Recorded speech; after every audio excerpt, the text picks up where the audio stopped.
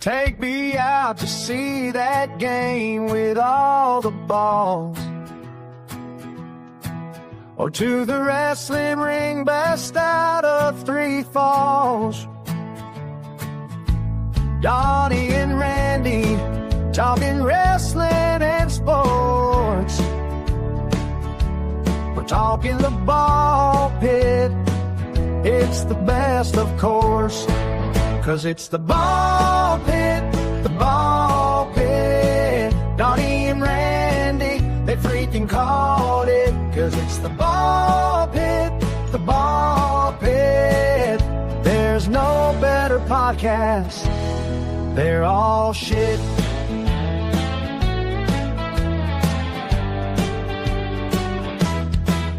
Rob watches the Lions every Sunday night. Who even know which team Paul supposedly likes? Tex likes the Cowboys, it's his only shortfall. Jason McLean, just a fan of the sports ball. 'Cause it's the ball pit, the ball pit. Donny and Randy, they freaking called it. 'Cause it's the ball pit, the ball pit. There's no better podcast. They're all shit. With Randy Gilbert as our YouTube sports guy. Donny Cho knows shit about sports, but he'll try. Donny only knows wrestling and MMA. Together these two for the US of A.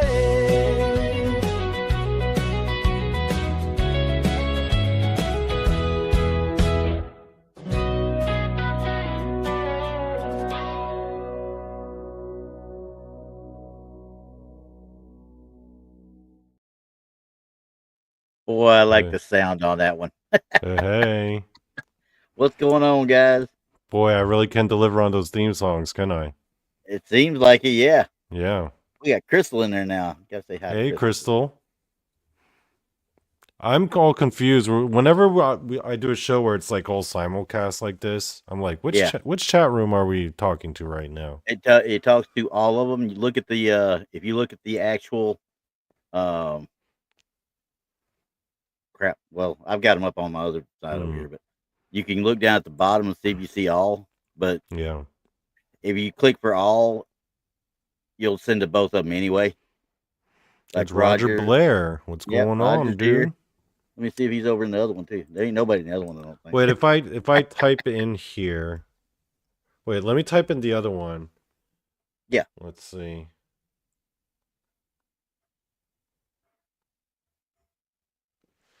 Does my name show up? No, it doesn't show up actually. Oh, there I am. There we go. Yeah, there you are. Yeah, you're there. Yeah. You're over in that other one. But see, you can't tell on our actual chat stuff right there. Mm-hmm. If I put it on that, I could respond back. But as far as everything else, yeah. Like right now, if I write back in using the StreamYard chat, I do that, and you'll see that. Well, if my fat fingers will hit the right buttons here. Now you see this is going to go into both of them. Okay. You see what I'm saying? Yeah, I see it. So that's because they got it set on. So there we go. But we're simulcasting right now. We'll do this for the first probably 4 or 5 weeks. Until we start building up a little steam and start making people aware. I just think there's a lot of people who aren't even aware that we're doing this show. Yeah, not yet. And so we pushed it a little bit, but we haven't pushed it a lot. We gotta keep pimping that shit, yo. Yeah. What the hell? Oh, by the way, there will be cussing on this show. We're not going to be monetized. No more pussyfooting like they do in the Misfits channels. Talking all PG and shit. Easy. I run all the Misfits channels. Talking like fucking choir boys and shit. Yeah. Like a bunch of church boys. We might have a few choice things to say here and there, but yeah, we're not going to censor ourselves a whole lot. No, because there needs to be a forum where people like you and Rob and Paul get to come on here and rant angrily about their sports teams, Randy. Yes. And I want Paul to actually have to do that because I get to do it this week. I want Paul to be able to do it when Ohio State gets their butts kicked. Yeah. And I know Paul was doing that sports channel before. Yeah, Zanzibar. But he was, he was cleaning it up. I'm like, you can't do a fucking yeah. sports show with fucking PG talk, man. No. No. You need to hear every bit of my pain, okay? Yeah. Because this week has been a bad pain week for me. This is the Angry Rant Show. Yeah. So, before we go into your angry rants, Randy, yeah. why don't you tell the folks listening at home what to expect, or what the idea or the genesis of the show was, and what the concept of the show is? Well, when we were sitting there talking about it, we were talking about doing a sports show where we would not necessarily do a sports recap of stuff like that or anything like that, but we would do a sports show where we had an actual theme for that week. Okay, like this week we're going to be talking about kind of like the Paranormal Show and Tell with Brandi. Yeah, we're going to have a theme, but we also going to have a little kind of a recap portion and say, hey, this is what happened this week. This is what I'm angry about. This is what I don't like. I'm a little bit pissed off about that. And here we go. And then we go into our actual theme of the show. Yep. And, I kept thinking about it more. And like, yeah, the rants, I'm going to like the rant stuff, especially after this week. So. And for those of you who are not aware, I actually don't watch sports at all. I don't watch any football. I don't watch any baseball or basketball. I'm completely ignorant. But that might actually be an advantage, because that allows me to ask questions and react in a way for people in the audience who may not be into sports but who want to watch us anyway.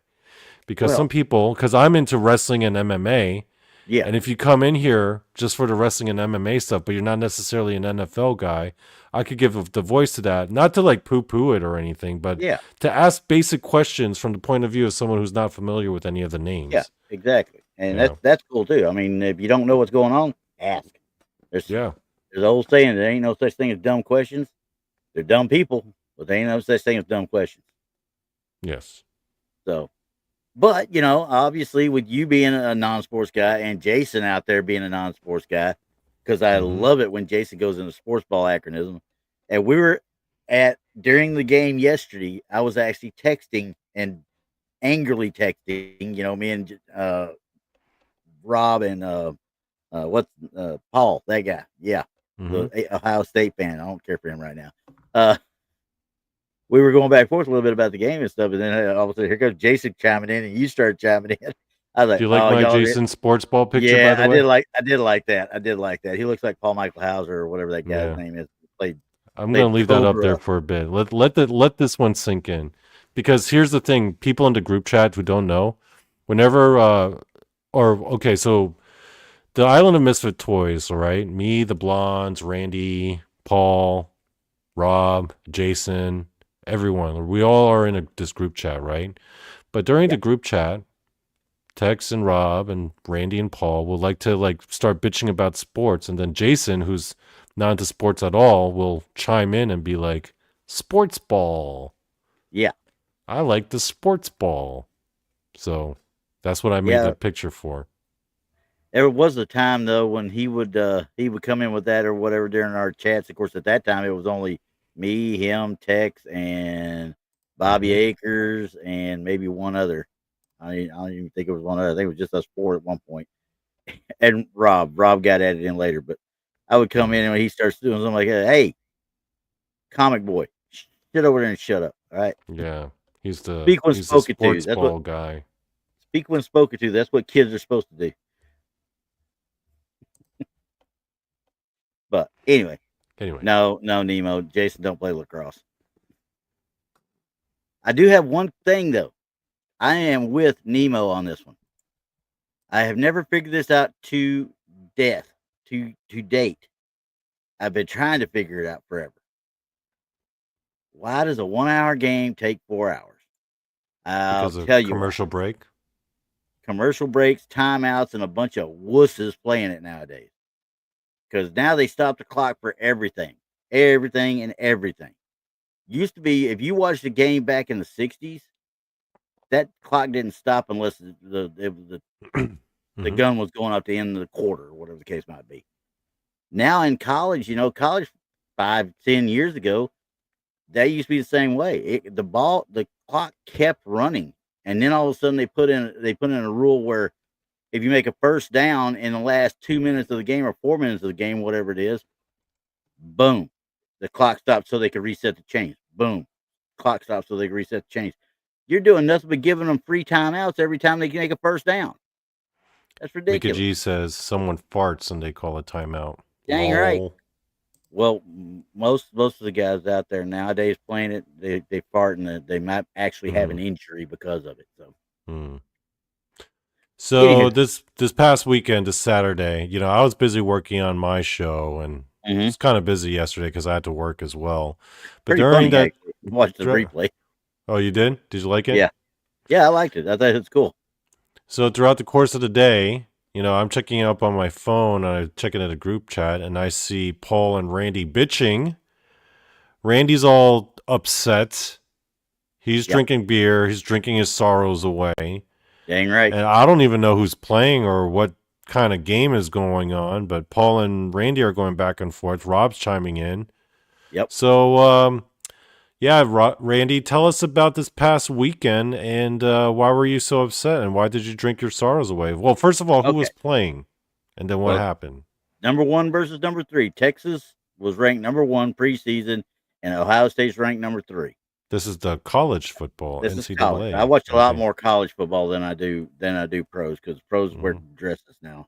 So, but freaking, and I'm watching it, and I don't expect, I didn't expect a whole lot anyway. Honestly speaking, I didn't expect a whole lot. So Texas is number 1, Ohio is number 3. Number 3. Yep, Ohio State was number 3, and the as they start playing, and I could see just watching that Texas is flatter than pancakes. When a team comes out and plays flat from the get-go, you just see it and you know it.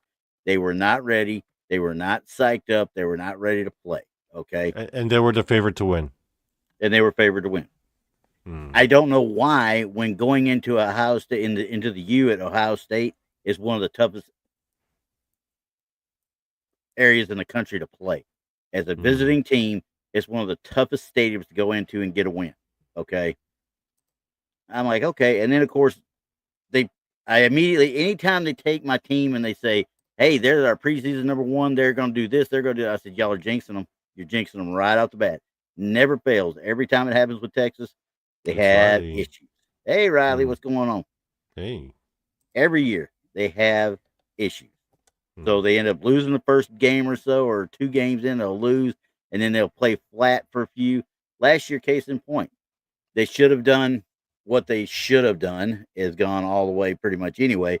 But because of the powers that be and how they do their system at the University of Texas now, they left Quinn Ewers in there. Now, Quinn Ewers is a good quarterback. He's a dang good quarterback, okay?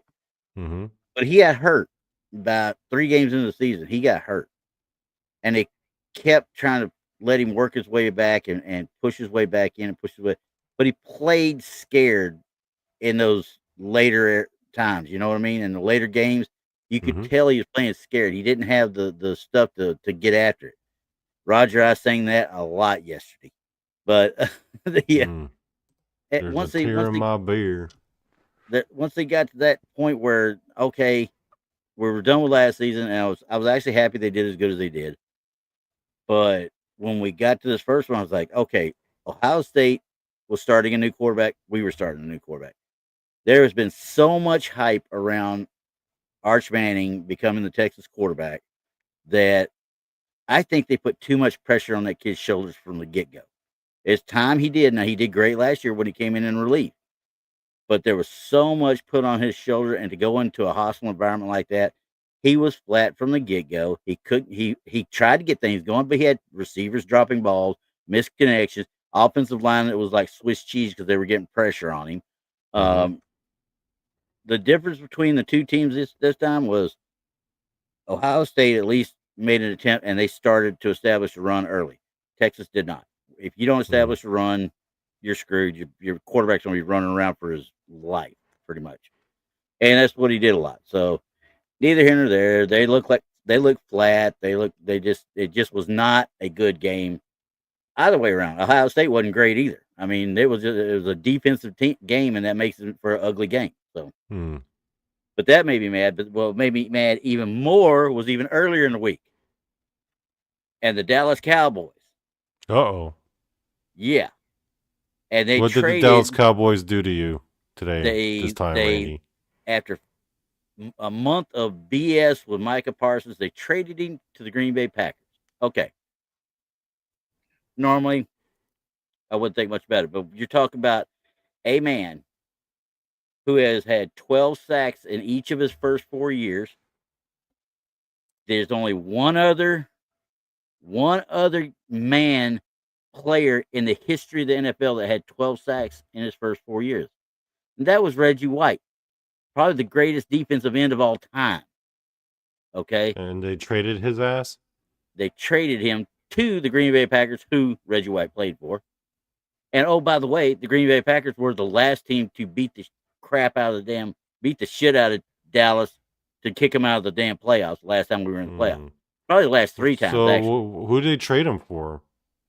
They traded him for a 30-year-old defensive tackle, a guy named Kenny Clark, I think was his name. Mm-hmm. Hey, I hear he's good. Okay, that's fine. You got a defensive tackle. That's the interior line. That's supposed to be a run stopper. Okay, no biggie. You got 2 first-round picks from a team that's always in contention. Oh, boy. Instead of having a first-round pick at 25, we've got the 25, and we've got number 26 and 27 or something the next 2 years.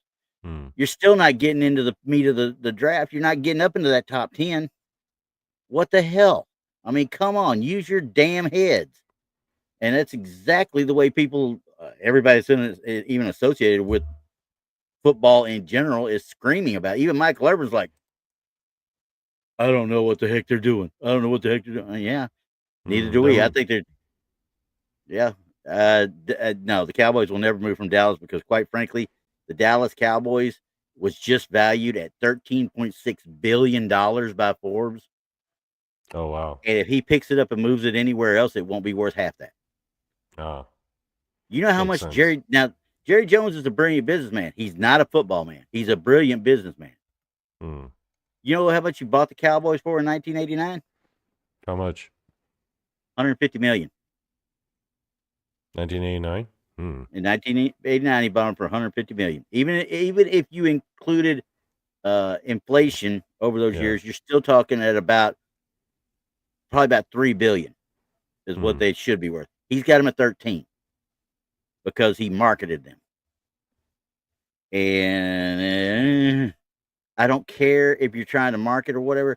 Leave the football decisions to the football guys, because what gets you going and gets you into all the business that you want to do is winning football games and winning Super Bowls. We ain't sniffed the Super Bowl in 30 years. Okay. So yeah, no, don't tell me it's for the best interest of the team, because that's bullshit. 100% bullshit. And there's an old saying, you can't baffle them with bullshit. Okay. You can dazzle them with brilliance, or if you can't dazzle them with brilliance, which obviously he can't, you try to baffle him with bullshit. And that's exactly what he's trying to do. Because what does he do? He goes around, and today it even happened. That money he should have used to extend Micah probably about a year and a half ago when he first started asking about it, because he could have got him a lot cheaper. Instead of doing that, they spend $92 million on Deron Bland, who was one of their defensive backs. A cornerback. I don't remember if he's a cornerback or safety, but either way, he's a defensive back. He doesn't get that anywhere else but here. He doesn't get it anywhere else but here. So, much like the Luka Doncic trade back in February, Dallas is just pissing away talent. So, hey, Randy, can I ask you a dumb question? There's no such thing as dumb questions. What is a defensive back exactly? Defensive back is you've got a line of scrimmage. The defensive line plays up on the line of scrimmage. The linebackers are the immediate level behind them, and the defensive backs are the ones that cover the receivers and play. You got 2 cornerbacks. Oh, they're the ones who kind of like the guys who kind of go for who run it deep and go for the long catches. They're the ones going back with them. Yeah, exactly. And the linebackers are the ones who are like going after the quarterback, trying to get that sack. Defensive line, and some cases the linebackers. A lot of times the linebackers will cover on like the running backs coming out of the backfield and stuff from the offense. They'll help coverage as well. But yeah, a lot of the defensive line and linebackers are going after the quarterback or trying to get in the backfield. I see. So, anywho, yeah. So that's I don't want to get super upset about it because, like I said, that was one of those situations where I hear Jerry Jones out there saying, well, we're much like what we did with the Herschel Walker trade. And for those that don't know, in 1989, when they bought when he bought the Cowboys traded at that time Herschel Walker, who was one of the best running backs in the NFL. They traded him to Minnesota or to Philadelphia. I can't remember which. And they got stupid amount of picks. I mean, stupid amount of damn picks. Problem is, he had Jimmy Johnson coaching the team at that time, who was an immaculate judge of talent. And he built those 3 Super Bowl teams. The ones that won 3 Super Bowls in 4 years. He built those teams. And this guy now is trying to take credit for that trade that all he did was sign the damn paperwork. He didn't have nothing to do with anything else. So that kind of got me a little bit upset too. But anyway, it's just I hate losing. I hate losing like I did yesterday, and I hate losing somebody that. So do you feel like the Dallas Cowboys' main problem is just like really bad leadership from the owners? Oh, we're never going to sniff it. We're never going. The ownership's fine. He's the owner, but he also made himself the general manager, which means he's got say over all the football operations. He's making all the dumb decisions. Exactly. Yeah. And for those that remember him, Al Davis was the same way out in freaking Nemovir's like he's got the magic pen. Yeah. Yeah. Al Davis was the same out in with the Raiders out there. So, but anyway, yeah, that's kind of like a Vince McMahon almost. It kind of reminds me of a Vince McMahon. Like he's the owner, but then he's also the booker and the head of creative. And a lot of people argue that, he's the only one I know of that wants more screen time than Vince McMahon. Let's put it that way. So yeah, they would make real good friends. He's like a Vince McMahon, like everything bad about Vince McMahon. He's like that for the Cowboys. Yeah, as far as football side, you remember how toward the end of Vince McMahon's little run there, he started making a dumb decision with talent. Oh man, it was just years of just shitty booking and like awful laws we just released this guy. Segments. Why would you release that guy? Well, what do you release this one for? I mean, because I'm still right now, ladies and gentlemen, I'm gonna tell you right now, if you get a chance to get your butt out and see Killer Cross out at I think he's at what was it? Global GCW. It's one of the GCW. It might be Gorilla. Either way, he just made an appearance and took out Matt Cardona, and they let him slip through his hand. He had the crowds eating out of his hand at live events and at SmackDown and any of his matches, and they let him just walk. Well, we'll get there. Actually, that's a good segue. Actually, because let us I'll introduce our topic for tonight. Yeah, because our first topic for our first episode for this show. Yep. Okay, so basically, I'm a wrestling fan. I used to be a pretty hardcore fan, and I was watching, I would watch the WrestleManias, and I was watching live when John Cena turned heel. But honestly, I will level with you. I haven't really been keeping up so much with the TV side of WWE. Yeah. Like, I haven't been watching it. I would keep up with, like, wrestling news. Yeah. And I will still listen to wrestling podcasts and wrestling YouTube shows just to get just to have my ear to the ground. But I haven't been keeping up. That will change now that we're starting this show. I am going to have to start keeping up now. But you have been watching pretty regularly. You've been keeping up. I watch all the PLEs when they're on Peacock. I mean, you've been watching all the highlights. I mean, the highlights. You get the highlights on YouTube. You get the good cliff notes too. So Attitude Era was great. It really was. So I'm only really paying attention to like the YouTube shows and the podcasts. One of the things that I have been noticing, Randy, is this growing level of anger towards Triple H and towards TKO because a little background, like we mentioned earlier, WWE was owned by Vince, who was essentially booking that shit into the fucking ground because a lot of his creative decisions were ass. right? Yeah. Admitted, we both can agree on that. Yep. Right.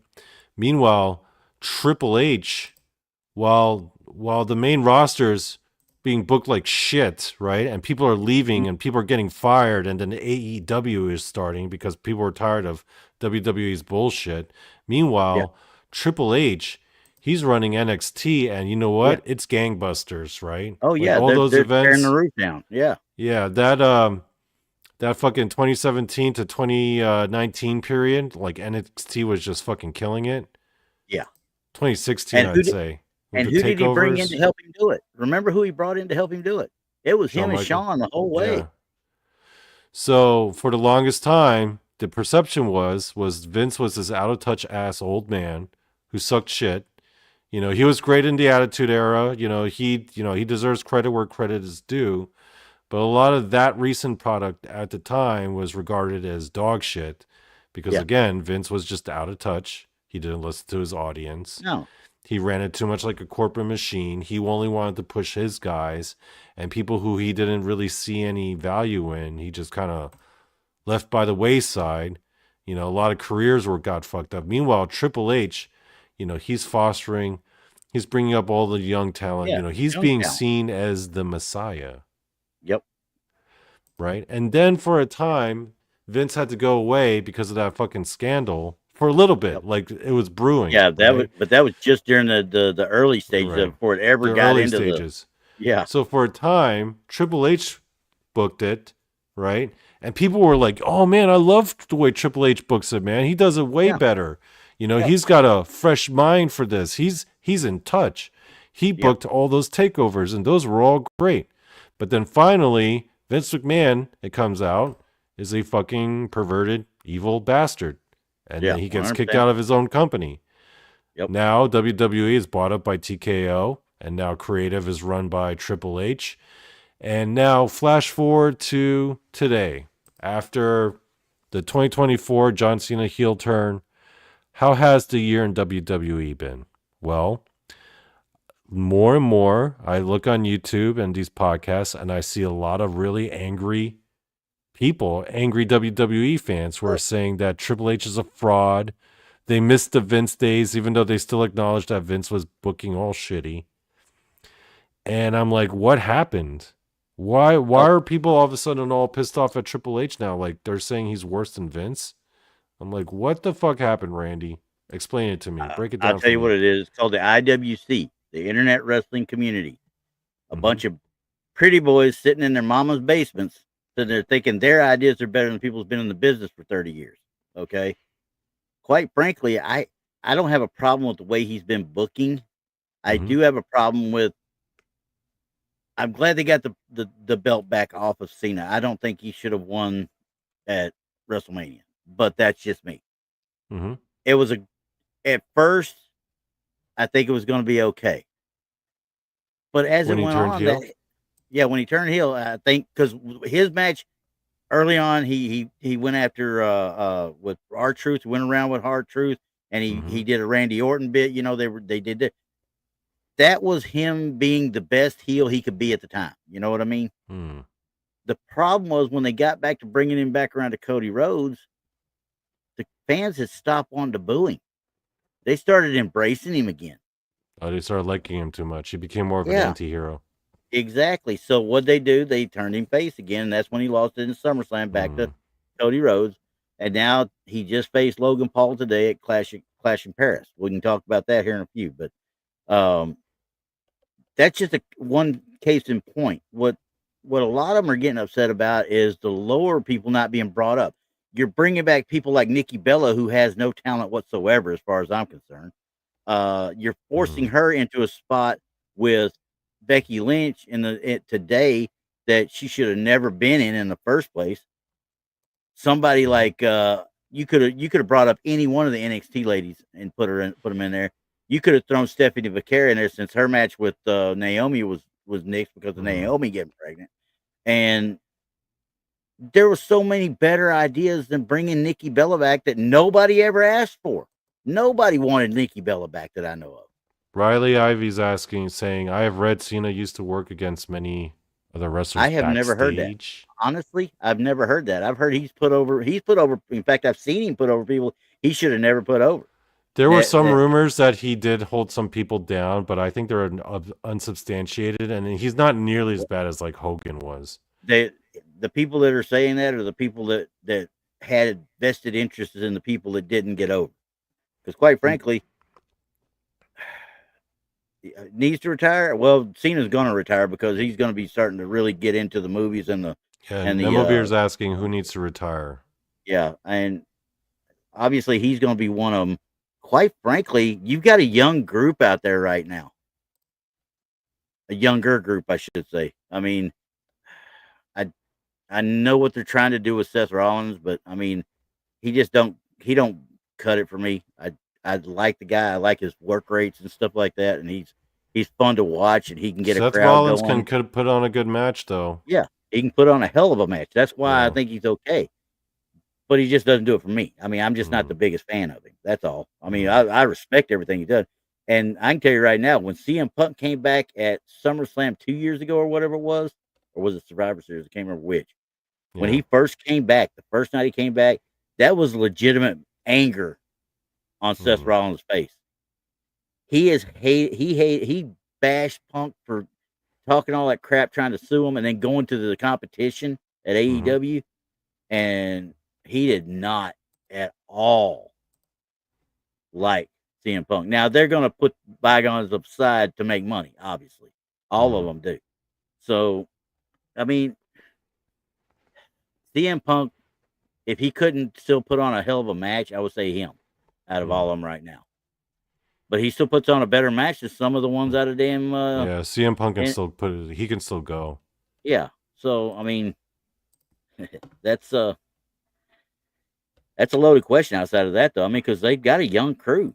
The problem is these crew need to start figuring out that, hey, you got to start making way for some of the ones that need to come up from NXT. Because I can tell you right now, when they bring Obafemi up, when he comes up, somebody's going to get crushed.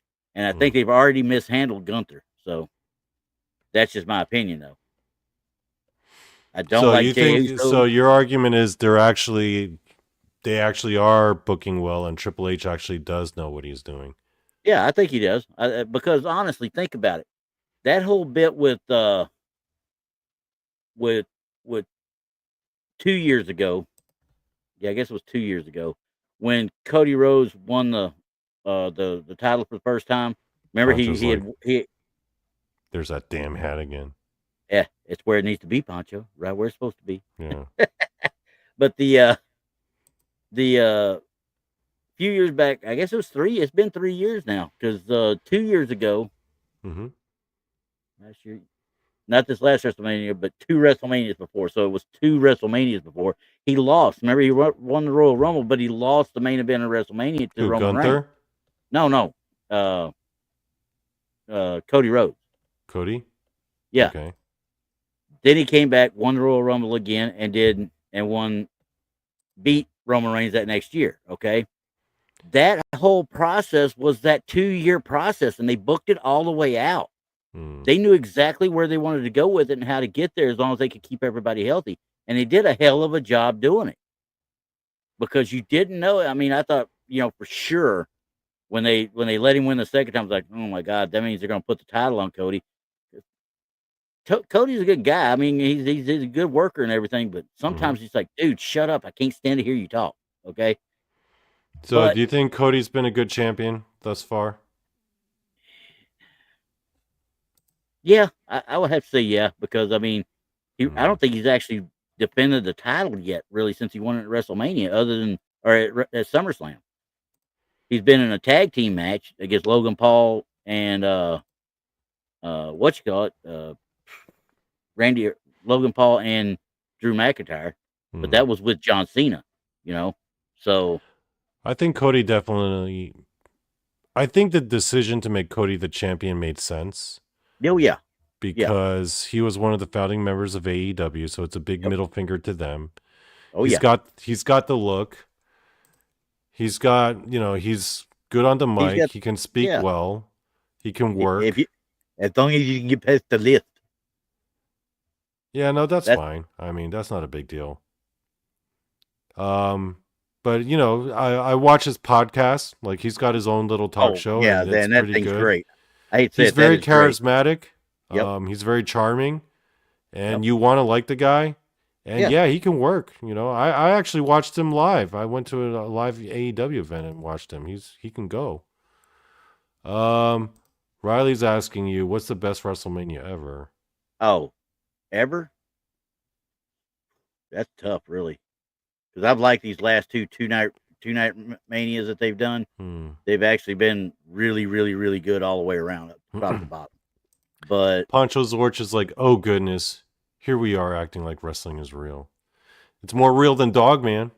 Yeah, no kidding. But anyway, continue. No, now that's another question here for a few minutes. But anyway, as far as best WrestleMania, my favorite WrestleMania was actually WrestleMania 18, and I think we talked about it before. Which one was that main event? That was the one in Toronto that had Hogan and The Rock. Oh yeah, everyone loved that one. Hogan that and one, Rock. That one match, I hadn't seen it since Bret Hart and Steve Austin, and I think that was 13. Maybe Nemovir's like, there's more evidence of wrestling than there is Dogman. Yeah, no kidding. But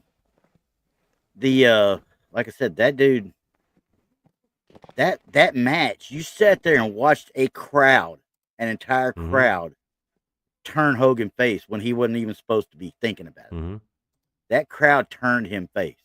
They just went with it. The Rock said later on, he's like, we went with it. We didn't know that was going to happen. And of course, the guys in the back at Gorilla, they were like, even McMahon was like, roll with it. What the hell? I mean, what are you going to do? Tell the crowd with 50,000 if they can't do anything? No, this ain't the way you're supposed to be.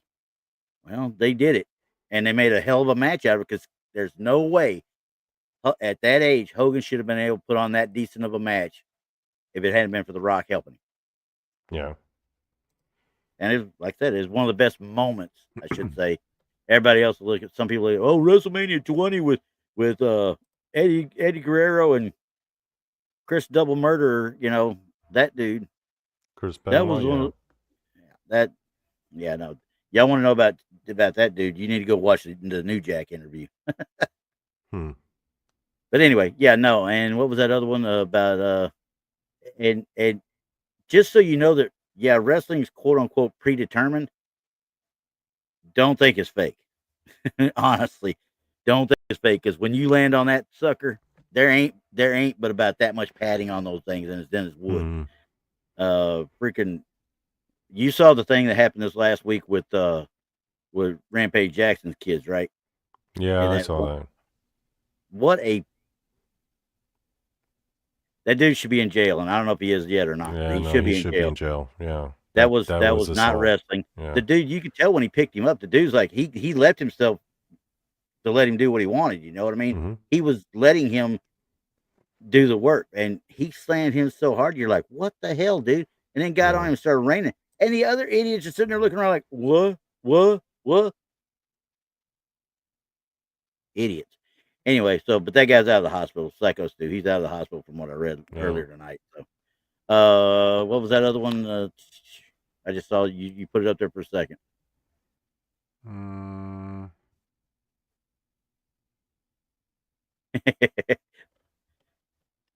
Poncho got that one up there. It says, Riley, I'll wrestle you. I'll wrestle, and if you win, it's fake. If I win, it's real, or vice versa.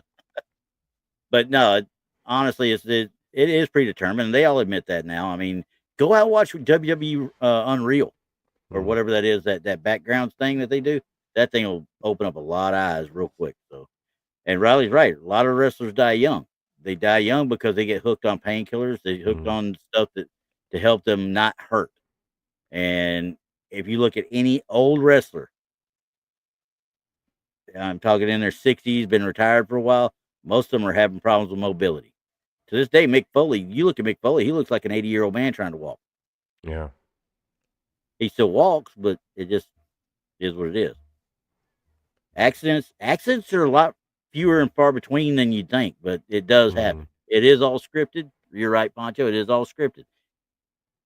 If they get hurt, it's either their fault or the person they're with's fault. but accidents happen, period. You know, I mean, like D'Lo Brown. Remember Darren Drozdov? He was Draws when the LOD was trying to come back, Legion of Doom. Mm-hmm. He was the one they called Puke.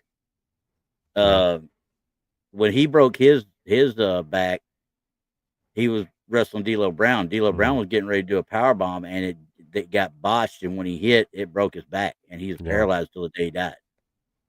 So whenever people come to me and they say, "Oh, wrestling's fake. How could you watch it?" And I'm like, you know what else is fake? Every action movie you've ever watched in your entire fucking life. Yeah. All of those outcomes are predetermined, but you still watch them anyway. Yeah. The only difference is those action movie stars, they have the benefit of editing and cutting, you know. It's basic. Pro wrestling is basically an action movie, but as a live performance. 100%. So, do you remember Michael J. White? He was in Exit Wounds and a few other. He did a series of interviews, and I've watched them on here 100 times. And they were talking about the difference between martial artists and fighters. He said there's a difference because your martial artist is the guy that does that and does the exhibitions. He does the stuff like, for lack of a better word, what Steven Seagal used to do. He did his exhibitions. He was never an actual fighter. He never fought for anything. Yeah. He never was in a ring as with a point system or a win-loser type thing. I didn't know it, but Jean-Claude Van Damme was, and that's why people respect him more now. Yep. Michael J. White was. Chuck Norris was. He said Bruce Lee, he didn't ever see him fight, but he heard he was a fighter, but he always kind of looked at him as more of an artist, martial artist. So, and Jackie Chan, I don't know if Jackie Chan was more of an artist or what. I never saw him actual fight. So, but night, Mickey. Yeah, 6 a.m. You getting up? I early. always say, like, you know what else is fake? John Wick. You know what else is fake? Star Wars, the Terminator. Exactly. Yeah, exactly. I mean, you're right. It's predetermined 100%. 100%. It's predetermined. And Grandizer. Hey, you know what's fake? That's what she said. Quoted you. Yeah. Grandizer. Anyway, Actually, if it was real, it would be way less interesting. That's the problem with the UFC. Yeah. Is because, it's 100% real, but then they can't control the outcomes. But then a lot of times those fights wind up being all sloppy and shit. Yeah. Well, or they become snooze fests because they're MMA just laying on top of each other. Yeah, because MMA now to me is not as much fun as it was in the first, 6-10 years before it was, corporatized. When Dana White got hold of it and legit, quote unquote legitimized it, and started bringing in, the dimes of Hoist Gracie and freaking Ken Shamrock early on, and Dan Severn, and Tito Ortiz came in, toward the end of that, Yeah. But those were legitimate MMA because literally there were hundreds of styles being brought into them. You had people that were legit boxers. You had people that were legit grapplers. You had people that were legit judo or jujitsu or whatever discipline they had. That was the discipline they used. And, that's just one of those things like.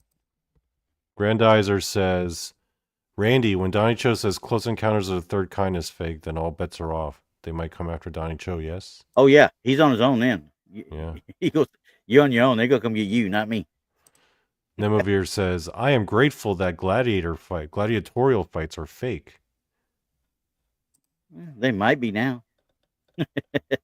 There definitely was a pro wrestling element to it, but. Yeah. I mean,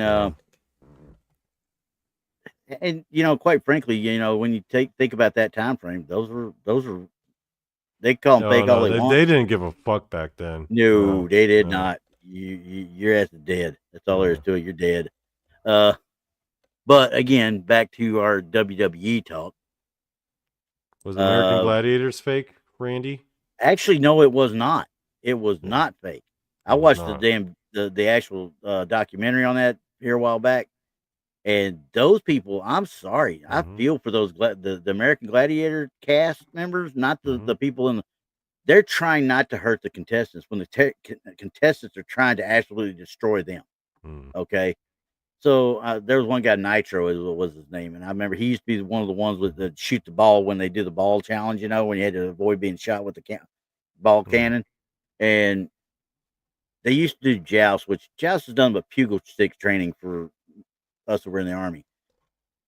There were people that were swinging that shit full force instead of just trying to knock somebody off the podium. You know what I mean? Mm-hmm. They were trying to hurt somebody, and these guys were getting banged up, torn up ligaments, rotator cuffs. One guy, was it Zap? No, it was female, Zap. Zap had her bicep ripped from the bone.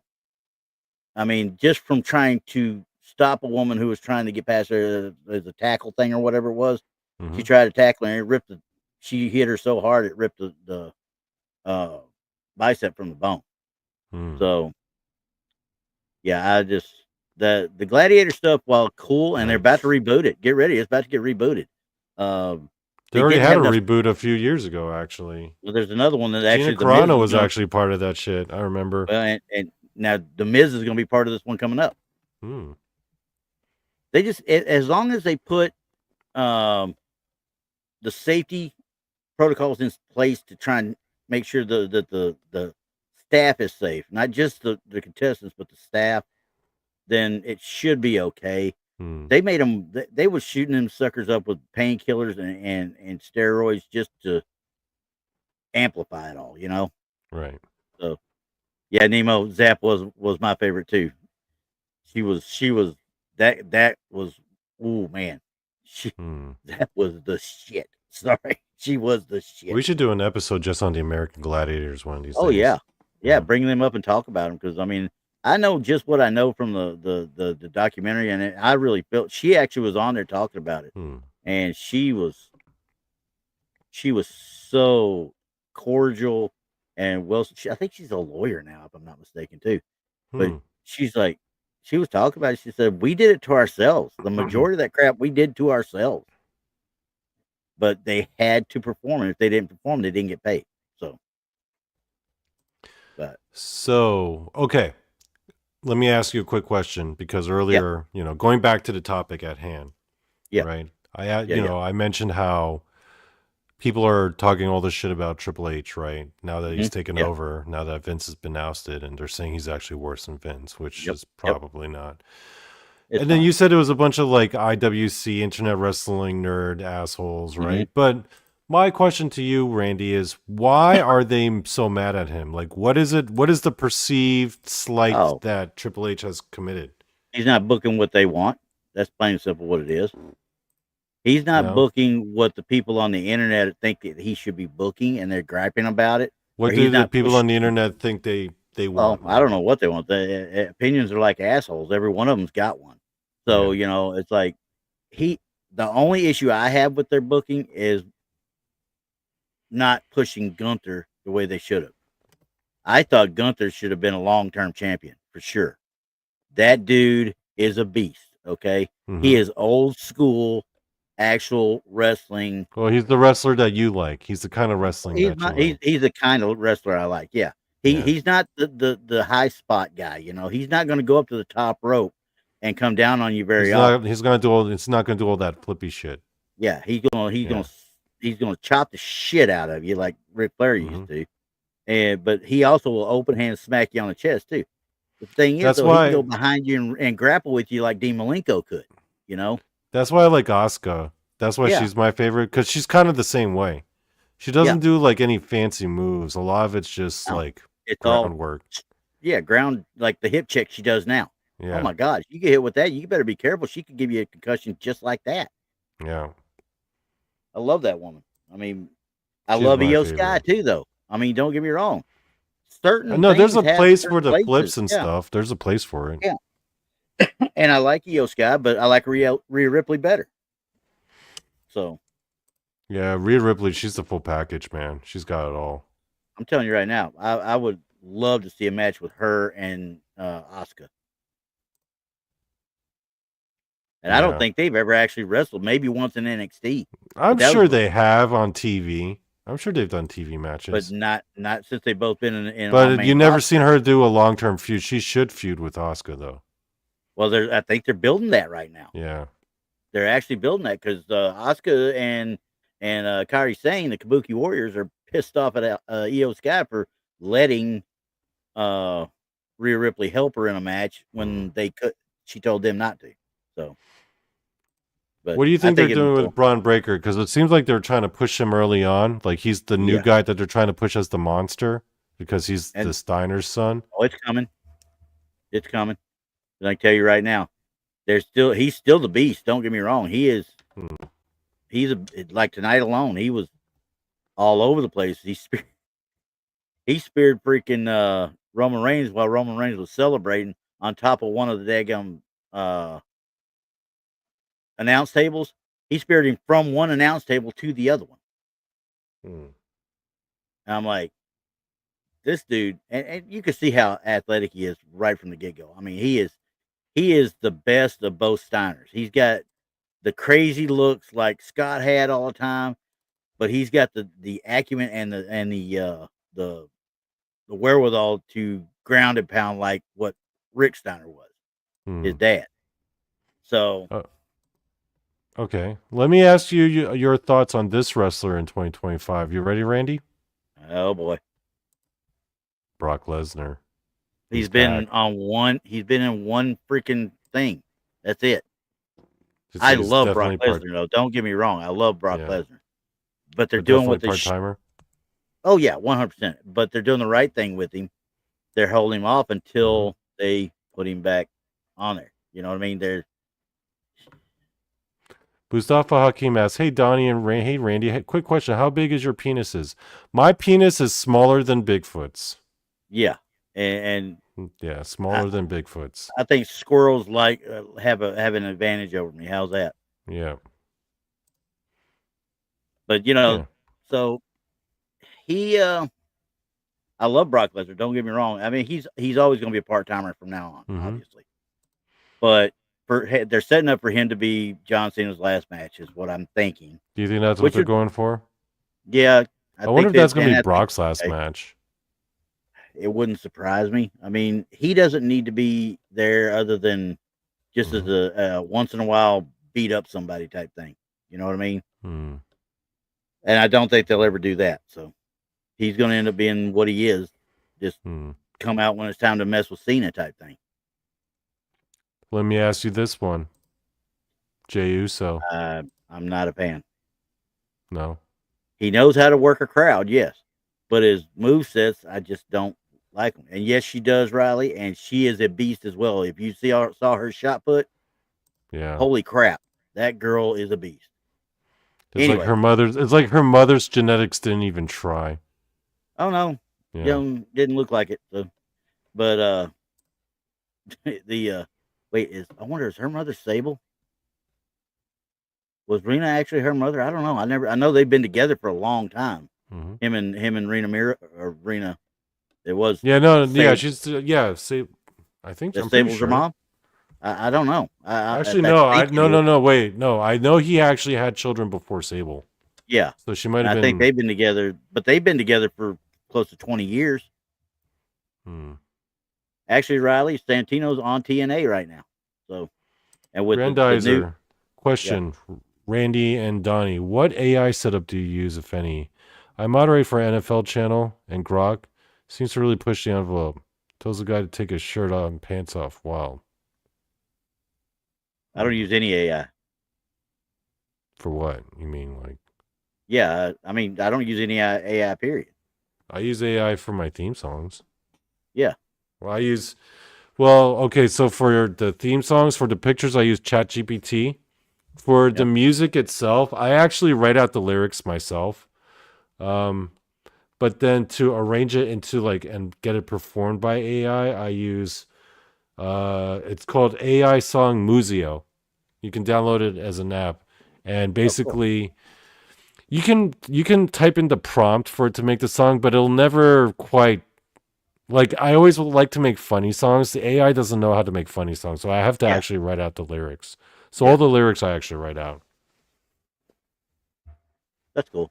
Yeah. I mean, like I said, I'm just not into AI. I mean, I'll let somebody else do it around me if they want, but I've just never been into AI that much. It's a useful tool if you know how to use it. Oh yeah, exactly. You can use it the right way. I mean, there's a lot of people use it for the wrong stuff though. So,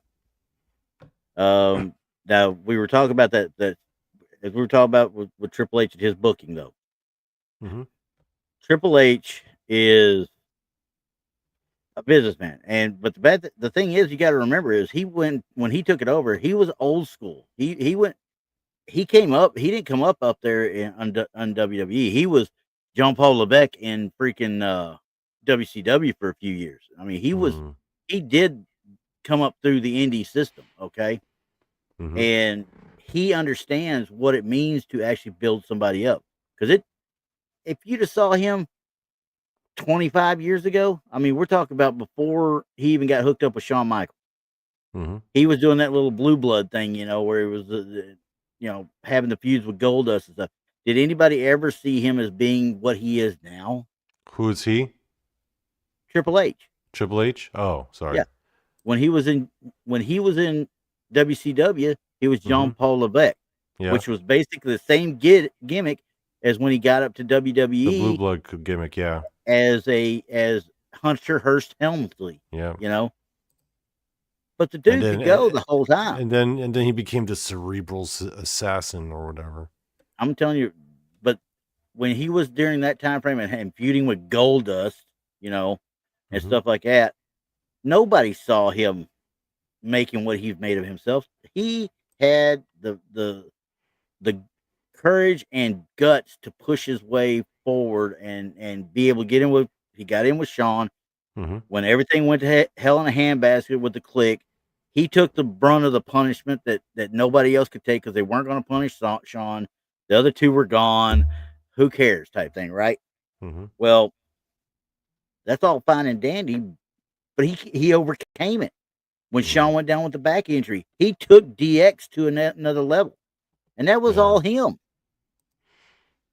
So yeah, one of the things that people did remark about during Triple H's early career that made him different from the other wrestlers. One, he didn't get involved in like the drinking or the drugs or the partying. He was like a total teetotaler. Like he was always the designated driver. And he was also like it was noticed about him very early on that he was particularly very intelligent. Oh yeah. Very intelligent and very level-headed. Yeah. And I mean, look at even in his last few years or 10 years of his career, let's just say, he was not afraid to get out there and put new guys over. You know what I mean? He wasn't afraid to take the fall to, if it meant forwarding the business. You know what I mean? He didn't have a problem doing that. And so many of them do. I just like, it seems insane. But I don't think he was ever a fan of LA Knight to start with, which is going on right now. I don't know if he is or isn't. I can't say that for sure, but it seems like LA Knight's big pushes and stuff kind of went down when Vince was pushed out for good. You know what I mean? And he just kind of went about his own way. I don't know if it was because of that or what, but like I said, for some reason, LA Knight connects with the fans and everything, but he just cannot pull it together for a big win. You know what I mean? I mean, Shinsuke Nakamura, he beat him for he took the U.S. title back from him, I should say, but he was nothing more than a transitional champion for the U.S. title both times he had it. So would you say that Raws and SmackDowns lately have been better overall than the ones that, a few years back when Vince was in charge? Overall, yeah. The wrestling times more. That's for sure. You get more time. More wrestling. I'm gonna tell you right now, the most unsung heroes of Raw right now are freaking Rusev and Sheamus.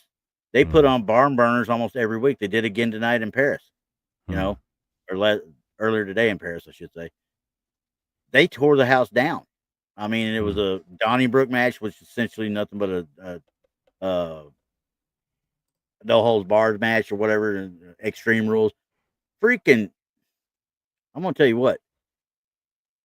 He did the white noise, the white noise move that Sheamus does. He did it from the top of a stack of whiskey barrels through two tables on Rusev. And I'm just like, big men don't do stuff like that normally. Yeah. but it was a sight to behold. Now Rusev ended up coming back and winning. I mean, they just they tear the house down. Now they're the good friends in real life. Don't get me wrong, but they know how to put on a show that makes it look like they're fighting for real. You know what I mean? Yeah. So kind of like the way Sheamus was with Drew McIntyre back in the day when he was doing all those bouts with him. But anyway, I think Rusev, that if they don't do something with him soon, they're going to miss the boat on him too. I mean, he's always been good for carrying the mid card, at least. Oh yeah, 100%. Him and Sheamus both. I mean, Sheamus is never going to sniff the world title picture again. I don't think. Let's see, Riley. What do you think they've been doing with Roman nowadays? Where do you think they're going with him? I don't know yet. I mean, like today he won the match, but he gets taken down by two other people. You know, I mean, you brought Jay up earlier, and Jay was the one that tried to help him, and he got smacked down too. You know, so I'm like, I don't know. I mean, I don't want to say there's going to be a daggum reunion of the bloodline, because quite frankly, Solo Sikoa's bloodline has turned into complete and utter shit. I mean, nobody really cares. I mean, it's just the point nobody cares. Jacob Fatu is going to be the breakout star of that entire group for sure.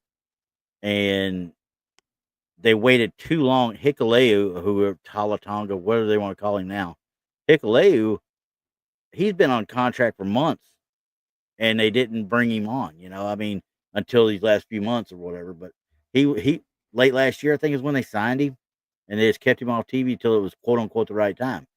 I think that's one of the gripes that the internet community has issues with on the booking side. And don't get me wrong, the young guys. Well, not just bring them up, but they sign people to contracts and leave them off to the side. They did the same thing with Jade Cargill when they got her. Now, honestly, I can understand that, because Jade Cargill is so green, she can't hardly have a match. Okay, right. If she doesn't have somebody decent with her in the match, it's going to be crap all the way around. Nemover asks an interesting. Oh no, go ahead. Yeah. Keep going. No, go ahead. Nemover asks an interesting question. If the WWE collapses tomorrow, will wrestling survive? Oh yeah, I'd say yes. There's too many independents out there, and these guys. I think if WWE collapses, the indie scene you'll see a resurgence in the indie scene. Yeah, and TNA and TNA and AEW will reap the benefits, because they'll take up all the talent and end up getting different movie or rights deals, I guess you might say, television rights. But I'm gonna tell you right now, it's a Fortune 500 company now. It's part of TKO. It ain't going away. Riley asks, who writes the script and decides who's going to win? Committee. It's all written by committee. Committee. Yep. Yep. Now, usually, if it doesn't make sense, that's when, at the old days, Vince would have the veto power. He would be the one that had the final say after they brought it to him. But now, I think once Nick Khan and Triple H agree on something, that's the way it's going to be. Yep. So, yeah, I think we've done a pretty thorough examination of the current state of WWE, right? Other than we didn't talk about Logan Paul yet. Yeah, look, for the guys who don't know, Logan Paul of internet fame has recently gotten with the WWE, and it's been a few years, and he's doing a pretty good job. Hey, I'm telling you right now, that I'm impressed with him. That match tonight he had with John Cena, he made John Cena look good. Okay, because John Cena's lost a step. Don't get me wrong, and he overacts a little bit sometimes when he starts playing it up.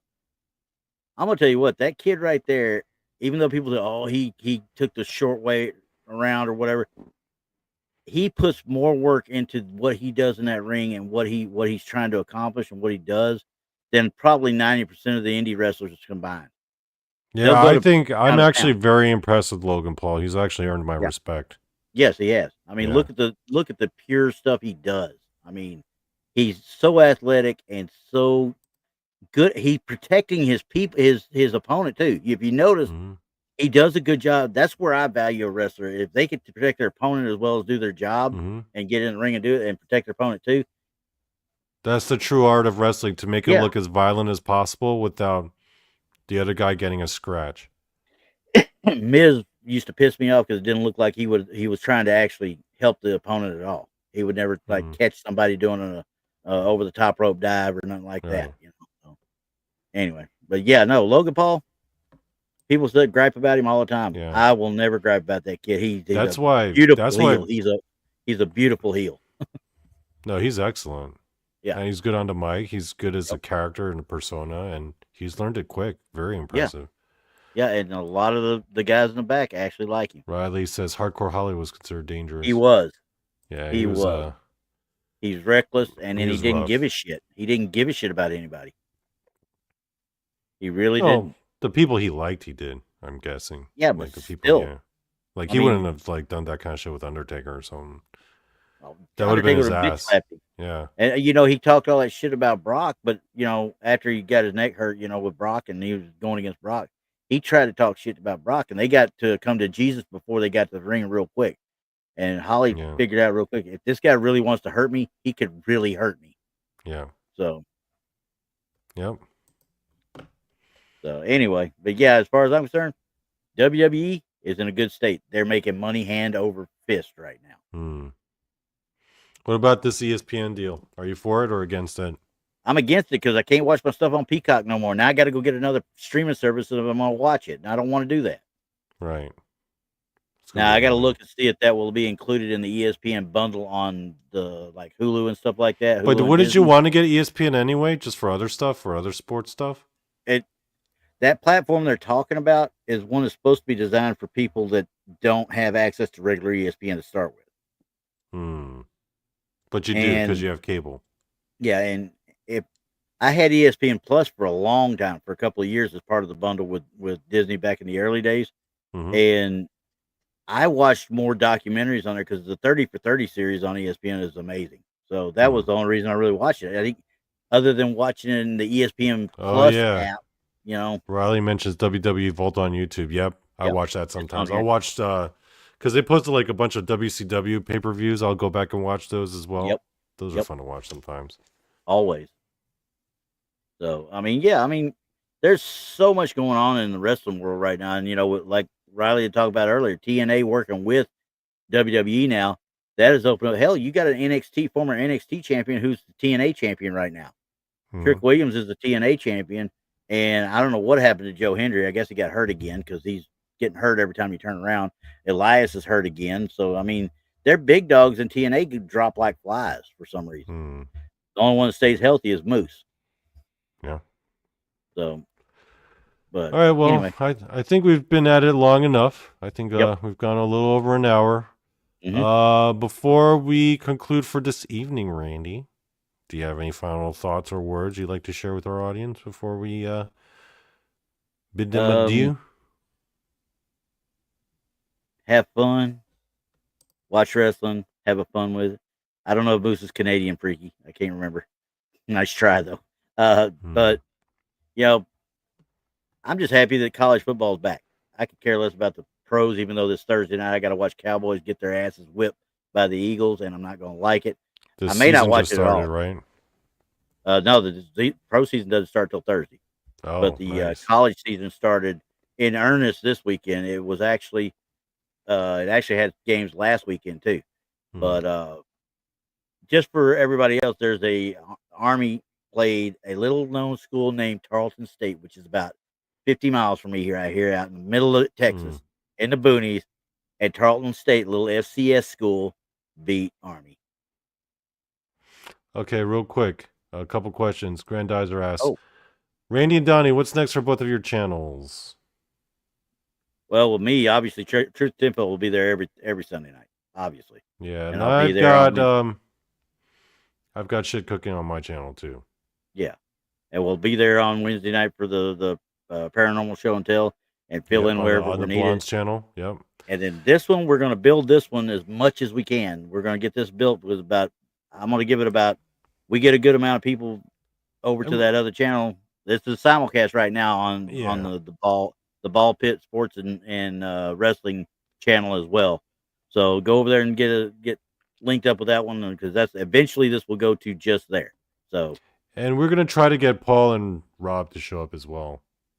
when they get the chance, because they're into sports. Yeah, because they're going to want to gripe because if the Lions get beat or Ohio State gets beat or Mizzou gets beat, which I'm hoping that's going to be a lot this year, we may hear a lot out of Paranormal Paul and Rob BMR. Nemovir asked question: does WWE have a plastic surgeon? They have a full medical team. They have a full medical team, but I not a plastic surgeon, but I have heard that they've had to do like emergency boob jobs because like breast implants have ruptured. Yeah. In fact, I think one happened to I can't remember which one it was. It was wasn't Charlotte. It was who was it? I can't remember off the top of my head, but there was one lady that was it might have been Jacqueline way back when. Grandizer asked, Donnie, weren't you going to do a cult series like Heaven's Gate, Jim Jones, etc.? One cult per episode? No, I think Tex was going to do that. Yeah, that was going to be part of the infamous minds that didn't go anywhere. All right, well, I think that's it. Man, I'm hungry. I want to get something to eat after this. Yeah, I just got a sniff of sausage. Somebody's making sausage downstairs. I'm going to go check it out. All right, guys. Well, I hope you enjoyed the first show. There will be more to come. Have a good evening. Keep an eye out. And peace out. See ya.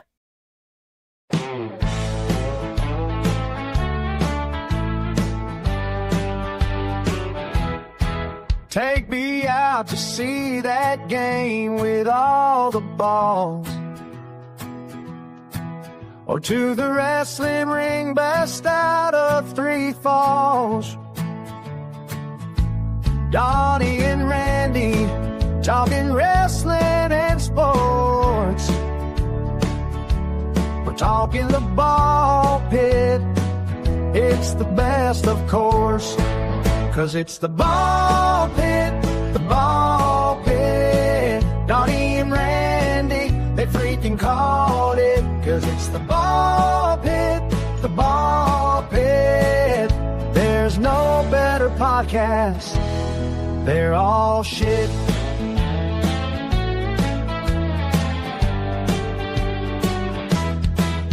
Rob watches the Lions every Sunday night.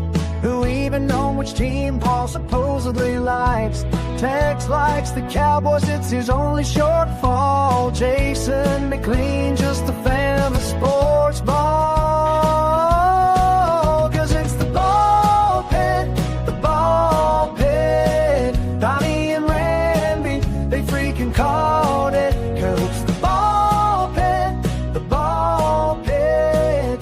There's no better podcast. They're all shit. With Randy Gilbert as our YouTube sports guy. Donnie Cho knows shit about sports, but he'll try. Donnie only knows wrestling and MMA. Together these two for the US of A.